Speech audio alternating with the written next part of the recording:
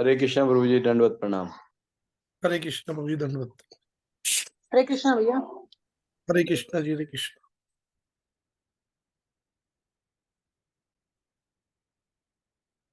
आप सभी भक्तों का श्री कृष्णा भक्ति क्लासेस में स्वागत है।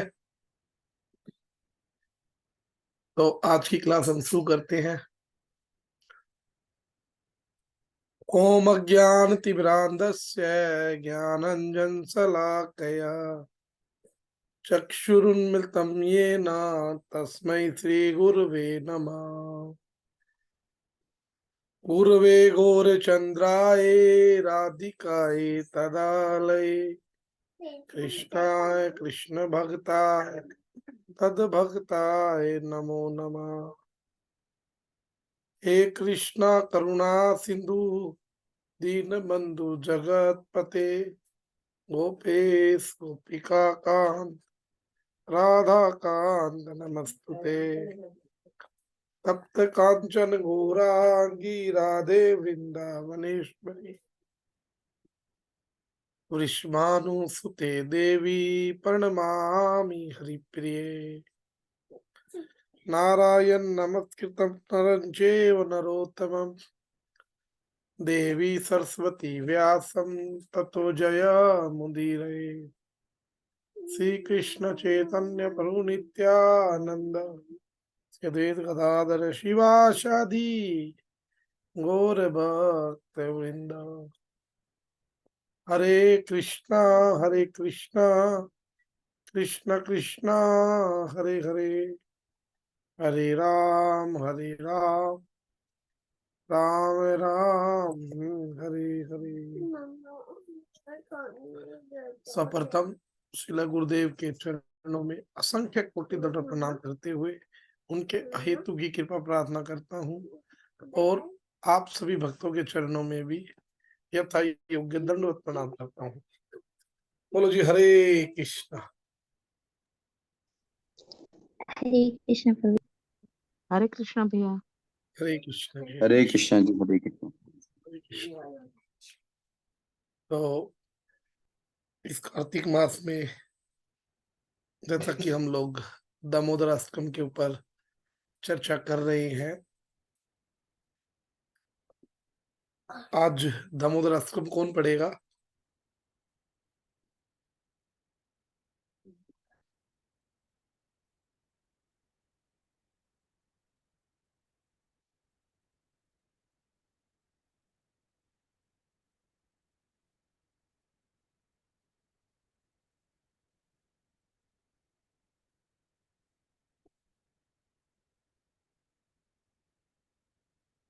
राधिका जी आप पढ़ो। जी प्रभु जी। जी। नमामीश्वरं सच्चिदानन्दरूपं लसत्कुण्डलं गोकुले विराजमानं यशोदाभियोलुखलाधवमानं परामृष्टमत्यन्ततो धृत्य गोप्या रुदन्तमुहुर्नेत्रयुगं मृजन्तं कराम्भोजयुग्मेन सान्तकनेत्रं मुहुश्वासकं त्रिरेखाककण्ठ स्थितग्रैव दामोदरं भक्तिवदम् इति दृक्स्वलीलाभिरानन्दकुण्डे स्वघोषं निमज्जतमाख्याप्यन्तम् तदीयशितघेषु भक्ते चित्तं पुनः प्रेमतस्तं सतावृत्ति वन्दे वरं दे मोक्षं न मोक्षं बदिं वा न चान्यहं वृणे अहं वरेशादपि इदं ते बपुरनाथ गोपाल बालं सदा मे मनसया विरासतां किम्न्या इदं ते मुखं भोजमत्यन्तनीलैर्वृतं कुन्तले स्निग्धरुक्ते स च गोप्या मुहुश्चुम्बितं बिबम्बरक्तधारं मे मनसया विरासतामलं मम लक्ष्यलावे नमो देव दामोदरान्त विष्णु प्रसीद प्रभो दुःखजालावेदमग्नं कृपादृष्टिभिष्टयाति दीनं बतानु गृहे निशेमां गमे अद्य श्रीदस्य कुबेरात्मजो बद्मुत्र्यव्यक्त त्वया मोचितो भक्तिवाजो कृतो च तथा प्रेम भक्तिं स्वकामे प्रयाच्य न मोक्षे गृहो मे अस्ति दामोदरे नमस्ते अस्तु दामने सफोरदीप्तिद्रामे त्वदीयोदरायाथ विश्वस्य दामने नमो राधिकाय त्वदीयाय प्रियाय नमो अनन्तलीलाय देवाय तुभ्यं नमो राधिकाय त्वदीयाय प्रियाय नमो अनन्तलीलाय देवाय तुभ्यं श्री दामोदर अष्टकम की जय, श्री राधा दामोदर भगवान की जय, सत्यव्रत मुनि की जय। हरे कृष्ण। हरे कृष्ण जी। बहुत सुंदर। तो जैसा कि हम लोग कार्तिक मास में चर्चा कर रहे हैं, तो आज मैं एक बड़ा अच्छा श्लोक पढ़ रहा था, आपके साथ भी शेयर करता हूँ। कहते हैं कि हम लोग जो ये कथा सुन रहे हैं ना, कार्तिक मास में जो श्रवण कीर्तन करने की जो महिमा है, उसके बारे में हरि भक्ति विलास में सनातन गोस्वामी जी कहते हैं, सर्वधर्मान परित्यज्य कार्तिके केशव आग्रता शास्त्र अवतरणम पुण्यम श्रोतव्य महामुने श्रेयसा लोभ बुद्धिया वा यह करोति हरे कथा कार्तिके मुनीसा अर्दुल कुलानाम तारयेच्छतम। कहते हैं कि स्कंद पुराण में लिखा है, सभी धर्मों को त्याग कर कार्तिक मास में भगवान श्री हरि के हरि कथा को सुनना, श्रवण करना ही एकमात्र हमारा कर्तव्य है। हे मुनि शार्दुल, अगर हम उस कथा को अपने हित के लिए या किसी प्रकार की लोभ बुद्धि के द्वारा, हमारे मन में यही हो कि मुझे धन मिल जाए, संपत्ति मिल जाए, हम इसलिए कथा सुन रहे हैं, किसी प्रकार की अभिलाषा ही हो, कुछ भी क्यों ना हो, कार्तिक मास में हरि कथा कीर्तन से जो हमारे सतकुल है, सतकुल मतलब समझते हो, जो हमारे पूर्वज हैं, उन सब का उद्धार हो जाता है। हरि कथा हम सुन रहे हैं और उद्धार हमारे पूर्वजों का, सताकुल का उद्धार हो रहा है। तो इतनी महिमा है इस कार्तिक मास में हरि कथा सुनने की।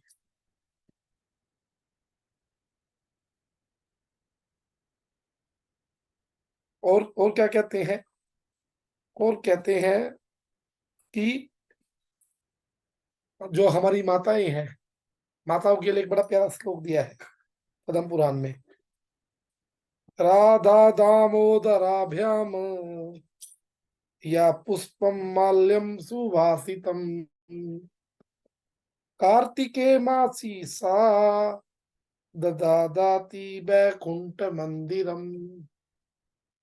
कहते हैं जो नारी कार्तिक के महीने में भगवान राधा दामोदर को अपने हाथ से बुन के सुगंधित फूलों की माला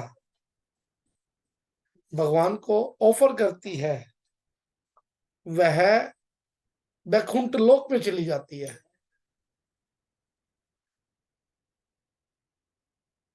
देखो कितनी महिमा है।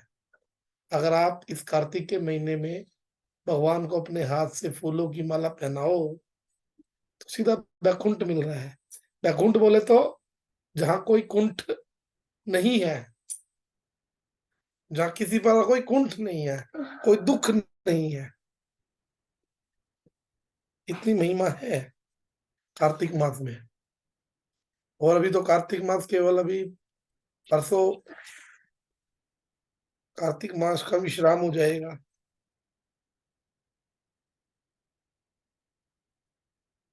और क्या कहते हैं, और क्या कहते हैं कि या पठेत पर्यतो नित्यम सलोकम भागवतम मुने अष्टादश पुराणानाम कार्तिके फलम आपनुयात। हे मुनि, कार्तिक मास में प्रतिदिन जो मनुष्य श्रीमद् भागवतम के श्लोकों को पढ़ता है और हरि कथा को श्रवण करता है, उसको 18 के 18 पुराणों का फल प्राप्त हो जाता है। और हम लोग तो अभी वृंदावन धाम से आए ना, वास करके आए। उसके बारे में लिखा कि प्रदीक्षिणातु यम कुर्यात कार्तिके केशवस्य ही पदे पदे असम्येगस्य फलम प्राप्त न संशय। जो भक्ति भाव से कार्तिक मास में भगवान हरि की परिक्रमा करते हैं, गोवर्धन की परिक्रमा करते हैं, उनको पग पग पर राजसूय यज्ञ और अश्वमेध यज्ञ का फल प्राप्त होता है, इसमें कोई संशय नहीं है। भगवान की परिक्रमा करने का ये फल है। वो कार्तिक का महीना है, बस 2 दिन और शेष बचे हैं, फिर ये सारी की सारी छूट 1 साल के बाद मिलेगी।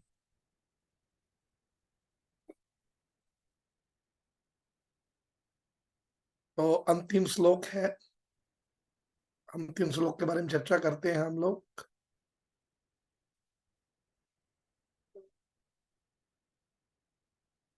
नमस्ते अस्तु धामने सफुरदीप्त दामने तव दिया दार आय था विश्वस्य दामने नमो राधिकाये तव दिया प्रियाये नमो अनंत लीलाये देवाय तुभ्यं। नमस्ते अस्तु, नमस्ते मतलब भगवान को नमस्ते करते हैं। दामने मतलब रस्सी, जो रस्सी है, जो रज्जू है, वो भगवान के पेट को बांधने वाली है। सफुर दीप्त दामने, भगवान का जो ब्रह्म तेज है, उसके आश्चर्य को तव दिया दार आए थे, भगवान के उदर को कह रहे हैं कि हे दामोदर, हे भगवान, आपके उदर को बांधने वाली उस रस्सी को मेरा प्रणाम है। ऐसा कौन बोल रहे हैं? ऐसा बोल रहे हैं सत्यव्रत मुनि जी।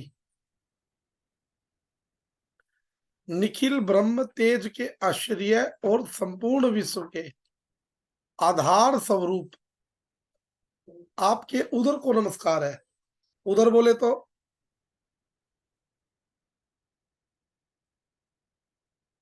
क्या क्या बोलते हैं उदर को? पेट। पेट। कि भगवान का जो पेट है वो संपूर्ण विश्व का आधार स्वरूप है। भाई आधार कैसे हुआ भगवान का पेट?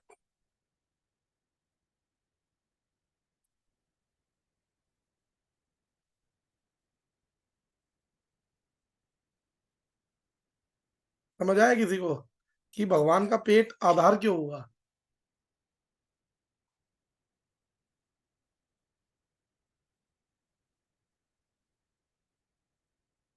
भगवान का पेट आधार इसलिए हुआ, भगवान के नाभि कमल से ब्रह्मा जी प्रकट हुए हैं और ब्रह्मा जी ने फिर सृष्टि की है।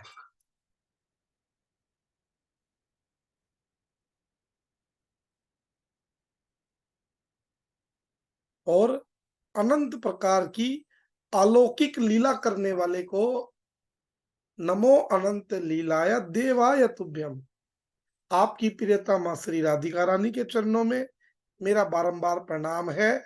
और नमो अनंत लीलाए देवाय तुभ्यम, जो आपकी अनंत लीलाएं हैं उन सभी अलौकिक लीलाओं को मेरा प्रणाम है।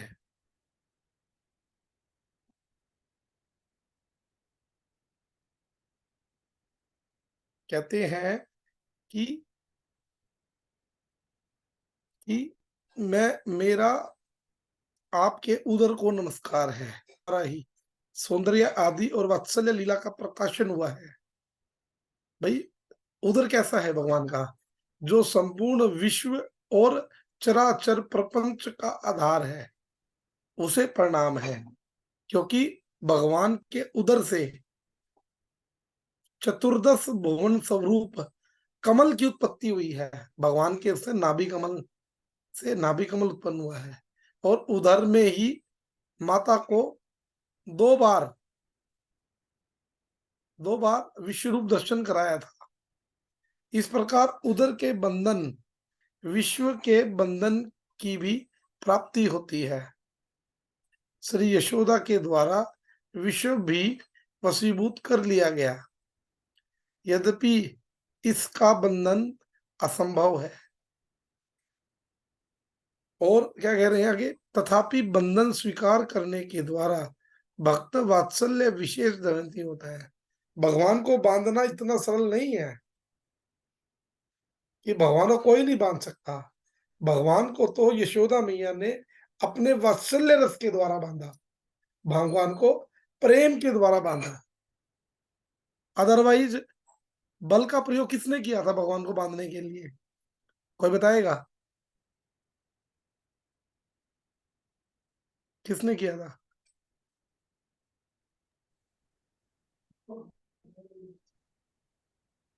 हाँ जी मोना दीदी।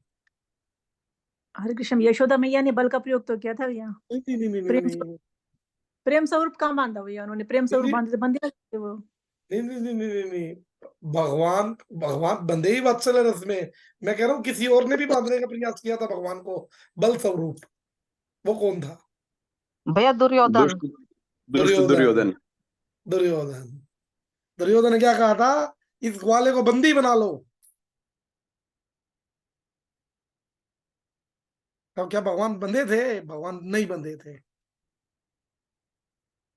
यहाँ तो वात्सल्य रस में बंधे हैं भगवान, प्रेम में बंधे हैं भगवान।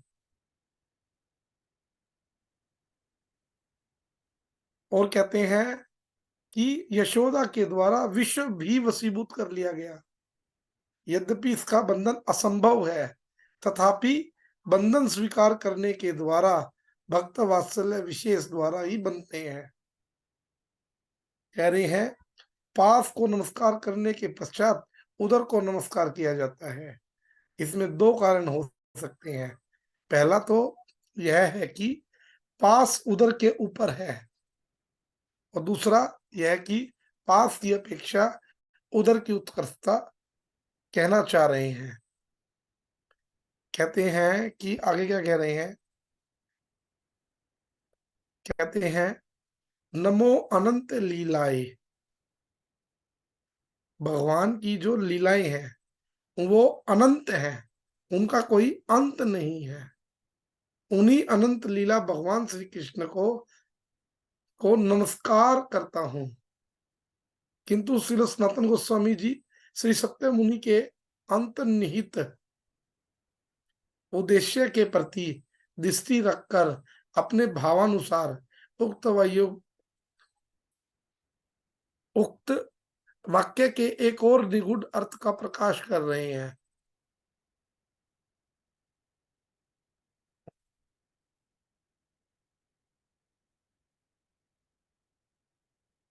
वो क्या कह रहे हैं कि मुनि देख रहे हैं किसी भी अवतार में भगवान नहीं बंधे। यहाँ तक कि बलदेव प्रभु भी ब्रिज में रहकर नहीं बंधे, बलराम जी भी नहीं बंधे। ईश्वरों के ईश्वर स्वयं ब्रजेंद्र नंदन यशोदा नंदन अपनी मैया के वात्सल्य रूपी प्रेम की रस्सी में बंधे हुए हैं। उस रज्जू के सौभाग्य से सौभाग्य के लोभ से पहले उस रज्जू की प्रार्थना कर रहे हैं। सत्यव्रत मुनि जी उस रस्सी की प्रार्थना कर रहे हैं कि वो रस्सी कैसी है? वो रस्सी साधारण रस्सी नहीं है, साक्षात मैया के वात्सल्य प्रेम का स्वरूप है। वो रस्सी नहीं है, वो तो मैया के वात्सल्य रस का स्वरूप है। और भगवान कृष्ण का जो उदर है, उदर असीम अनंत अपार अखंड है, उसके ऊपर नीचे कुछ नहीं है, उसे कोई नहीं बांध सकता। जब मैया का स्तन पान करते समय, जब कृष्ण जमाई लेते हुए मैया को अपने मुख में अनंत कोटि ब्रह्मांड का दर्शन कराया, भगवान जब दूध पी रहे थे, जब भगवान ने अजमाई ली तो क्या किया? यशोदा मैया को भगवान ने अनंत ब्रह्मांड का दर्शन कराया। और दूसरी बार कैसे कराया था? दूसरी बार जब भगवान श्री कृष्ण ने अपने सखाओं के साथ खेल कूद में मिट्टी खा ली थी, सखाओं के कहने पर मैया ने मुख खुलवा कर देखा तो उस मुख में अनंत विश्व ब्रह्मांड देखे। मैया सोचने लगी, मैं सोच रही हूं या मैं सो रही हूं या मैं जग रही हूं, अथवा मुझे किसकी माया लग गई है। फिर कन्हैया को क्या करती है? वो सोचती कि कोई जादू टोना तो नहीं हो गया। फिर वो अपने लाला को गाय के गोबर द्वारा और गोमूत्र के द्वारा स्नान कराती है और ब्राह्मणों से रक्षा मंत्र पढ़वाती है कि उसके लाला की लंबी आयु और स्वस्थ रहने के लिए दान दक्षिणा दे। दक्षिणा भी करती है। अरे जो त्रिजगत को आयु स्वास्थ्य प्रदान करता है, इसके लिए ब्रजवासी दान दक्षिणा दे रहे हैं, इसके लिए तरह तरह की मनौती कर रहे हैं। किसके लिए कर रहे हैं? भगवान श्री कृष्ण के लिए कर रहे हैं। और क्या कह रहे हैं? सफुरदीप्त दामने, आपका उदर कैसा है? समस्त तेजों का आश्चर्य है और उस आश्चर्य को बांधा नहीं जा सकता। उस उदर को नमस्कार है। और अंत में क्या लाइन डाली? नमो राधिकाए तवदीया प्रियाए, नमो अनंत लीलाए देवाय तुभ्यम, कि मैं उस राधिका रानी को प्रणाम कर रहा हूं। वो राधिका रानी कैसी है? कृष्ण वांछा प्रति रूप करे आराधने, अतएव राधिका नाम पुराणे बरखाने। चैतन्य चरितामृत में आदि लीला में कहा है, श्री कृष्ण की सारी कामनाओं को पूर्ण कर उनकी आराधना करती है।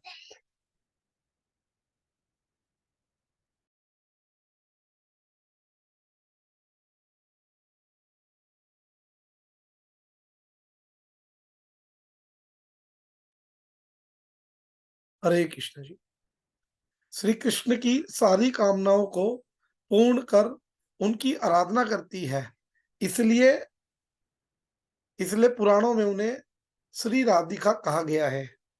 राधा रानी को राधिका भी बोलते हैं। क्यों?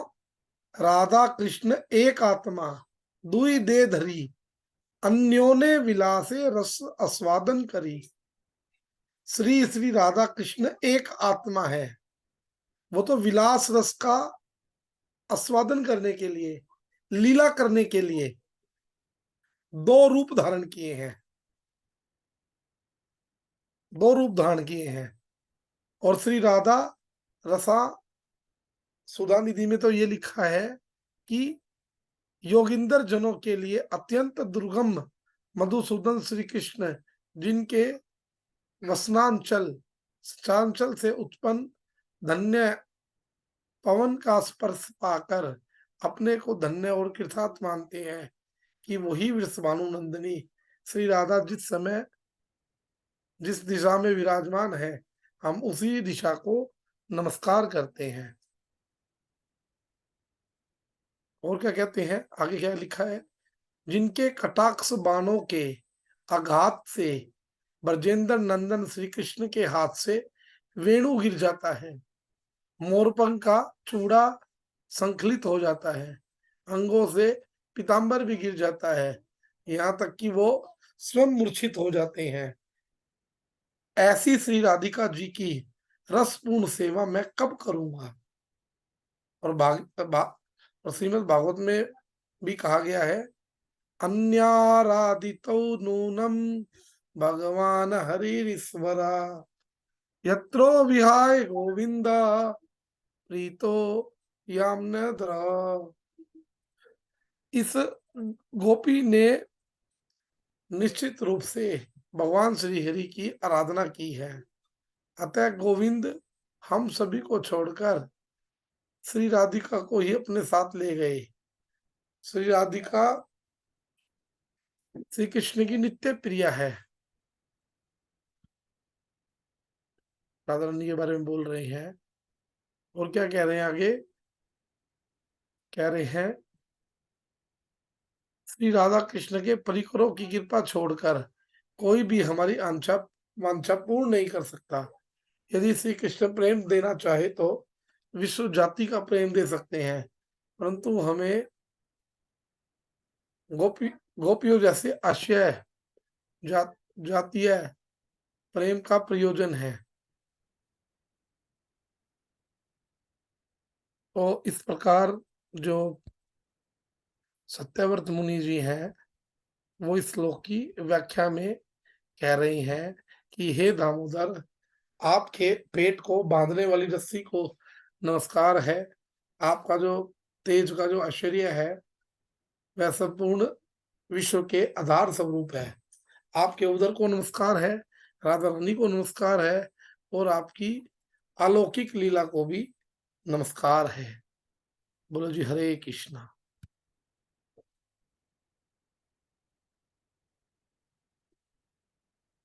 आया आपको समझ आया, श्लोक आया?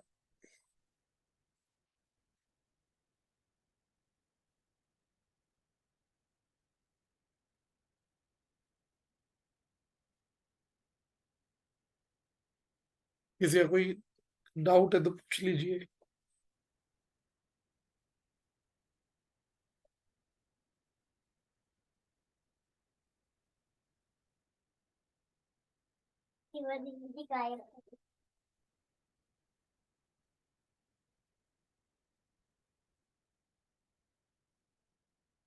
किसी का कोई क्वेश्चन है तो बता दीजिए।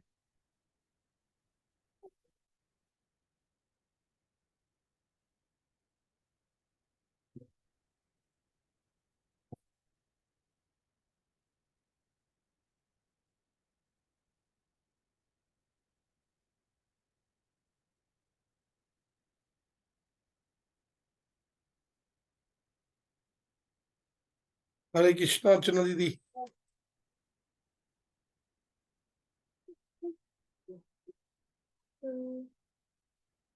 हरे कृष्णा जी।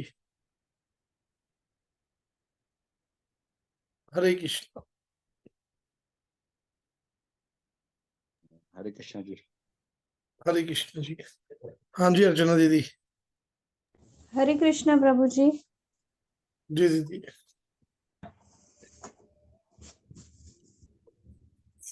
ये श्लोक समझ आया? जी प्रभु जी।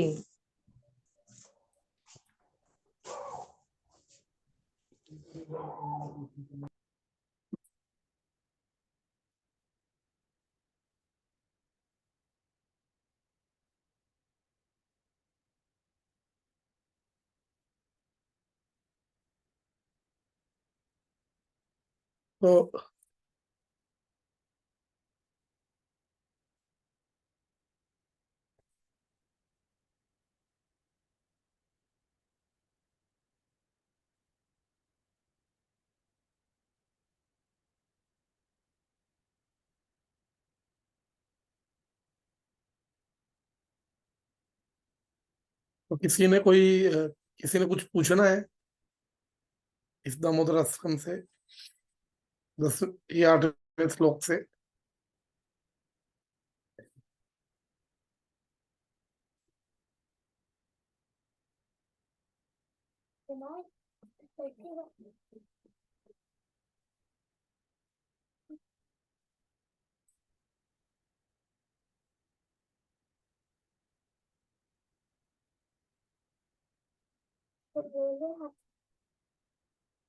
और और कहते हैं कि जो ये हम लोग हरि कथा सुनते हैं ना, इस हरि कथा से क्या होता है, त्रितापम नास्य एव हरि लीलामृतम वच संसार जवर संतप्त सर्व व्याधि विनाशनम।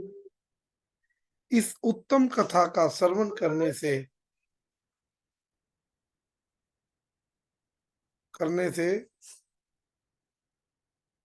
अमृत स्वादन के समान नारायण की कथा, जो तीनों प्रकार के जो कष्ट हैं, आदि दैविक, आदि भौतिक और आदि आत्मिक, ये तो तीनों प्रकार के ताप हैं, इनको शांत कर देती है और संसारिक व्याधि रूप जवर से संतप्त हुए जीवों की पीड़ा का नाश करती है।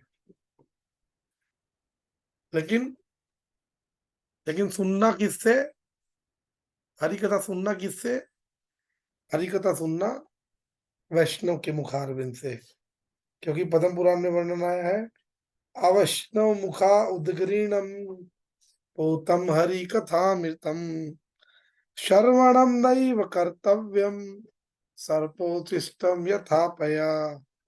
अवैष्णव के मुख से श्री कृष्ण के संबंध में कुछ भी नहीं सुनना चाहिए। जो लोग वैष्णव नहीं है, उनके मुख से भगवान के बारे में कुछ भी नहीं सुनना चाहिए। जिस प्रकार सांप के होठों का स्पर्श करने से दूध जहर में परिवर्तित हो जाता है, उसी प्रकार अवैष्णव के द्वारा श्री कृष्ण के संबंध में दिया गया जो ये व्याख्यान है, ये विषक्त हो जाता है। अर्थात हरि कथा हमारा मंगल करने की बजाय हमारा अमंगल करेगी, अगर हम अवैष्णव के मुख से सुनते हैं। और भगवान के नाम संकीर्तन से क्या होगा, नाम संकीर्तनम विष्णु सर्व विघ्न निकीर्तनम, कि भगवान विष्णु के नाम का कीर्तन करने से सभी विघ्नों का विनाश हो जाता है। भगवान की कथा इतनी स्ट्रॉन्ग है कि वो हर प्रकार के कष्ट को दूर कर सकती है।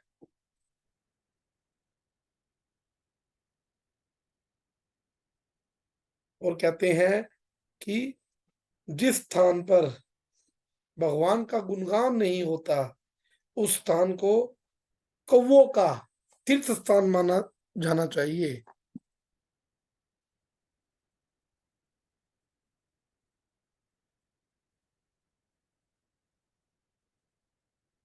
और क्या कहते हैं, भगवान श्री कृष्ण की जो लीला है वो कान को और हृदय को प्रसन्न करने वाली है। भगवान की लीला में पवित्र करने वाली है।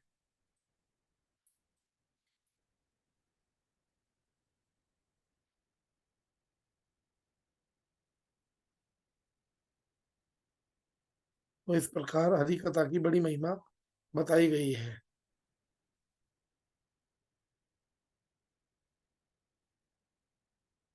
तो किसी ने कुछ पूछना है तो पूछ लीजिए आप लोग।